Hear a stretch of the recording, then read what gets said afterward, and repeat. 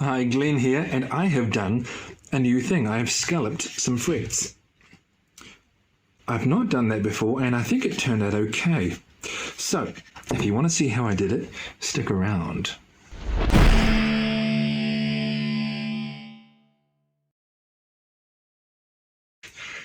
Hi, welcome to Monster Guitars. Glenn here, and this is a guitar neck, obviously.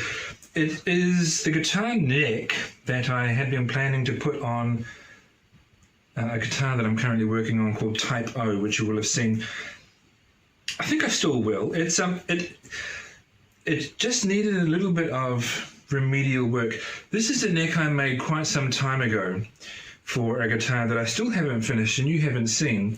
I set it aside just because I was distracted. And it's quite an early guitar of mine, and that will need some corrective work. And so this is a fairly early neck, so it doesn't represent my best work, but I think I can improve it. I think I can get it up to standards. If I can't, well then I won't, I'll just set it aside. But it's still going to be useful for practicing this thing that I'm going to show you now. So come in a bit closer and I'll explain. Well, here's a close-up view, and I'll try and give you the short story. So, this was an early neck of mine. My fretting skills weren't as good as they are now. They're still not perfect, but they're better. I cut the tangs out of the frets and hammered them in, but the ends of some of the frets weren't quite sitting flat on the fretboard. They appeared to be slightly raised. I could see a gap.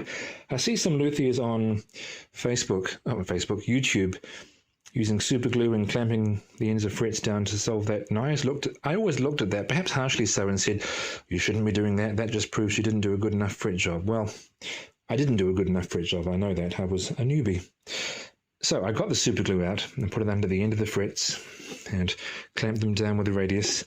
And as I was scraping off the excess super glue that ran out, as you do, it's easy enough to do with a razor blade, I got to thinking, I wouldn't have to do this if I tried out something that I've always wanted to try, namely scalloping frets. And that's where you scoop out a little valley between frets, as you can see there, between 23 and 24. So I'm going to try that on the top 6 frets. Before I do, I should do the fretwork. So I will dress the ends, level the frets and crown them, and then come back and show you how I'm going to do this. I've got the fretwork mostly done now, so that all I plan on doing now to the frets is a final fine sand around the edges and polish. And I'm going to do the scalloping before I do that, because when I do the scalloping, I may, or I likely will, put some small scratches on the frets. So I will sand those and then do a general polish. Okay, how am I going to do the scalloping? Well, I've done one so far. And I actually did it with a file, because I'm only scalloping the top 6 frets where they're all fairly narrow. You know, the distance between each piece of fret wire is quite small. And this round file was perfect for scalloping that fret.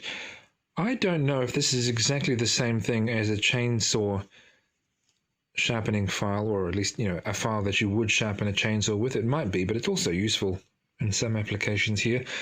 So I've just got a selection of round files, and based on the one that best fits the fret, probably the small one most of the time, I'll just use that, and I'll show you how that looks.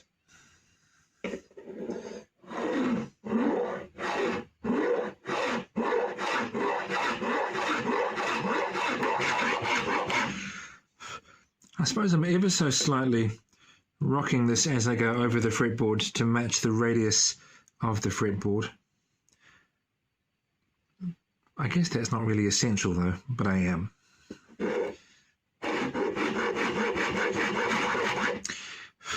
And you don't want to or need to go very deep at all. You're only going deep enough so that when you're fretting a note normally, your finger isn't pressed onto the fretboard. It's just pressed onto the string, and you don't have to go deep for that.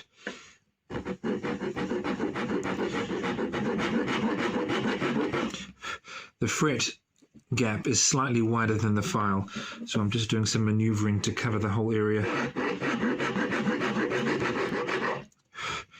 And that's really it. I'll go a little bit deeper just because I went a bit deeper on that one and I want them to look pretty much the same. Right, so I just keep going. 1, 2, 3, 4. 1, 2, 3, 4, 5, 6. That's how many I want to do. I'll just mark it so I don't forget and go too far.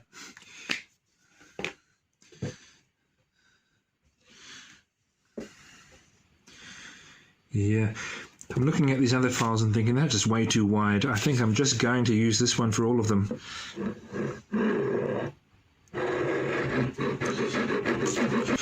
What I may get in future is, if I can locate anything like this, a set of round files, with this one being the smallest and then some slightly larger ones to do other frets up near the top end of the fretboard.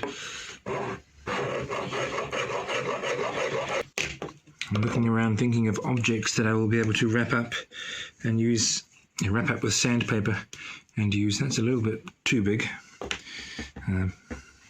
I'll cross that bridge when I come to it. Just looking at the depth of each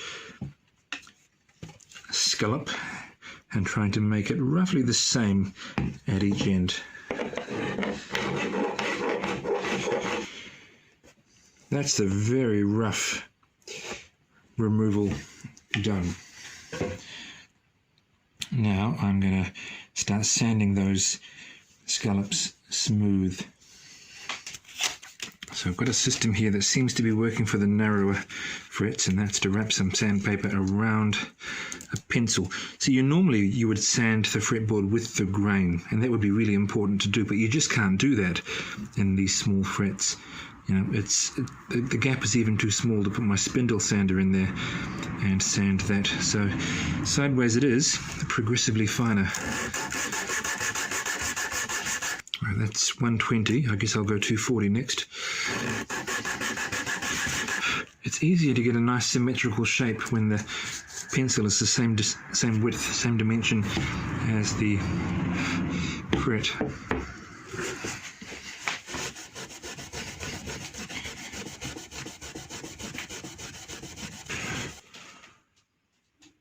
Now, it is slightly noticeable that I haven't gone as deep on the frets where the inlays are, but there's a good reason for that. I don't want to cut the inlays out, so that's my excuse.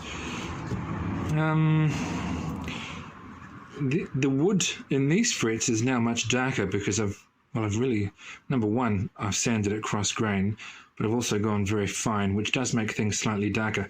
I'll just go over the rest of the fretboard with steel wool to slightly, but not completely, emulate that.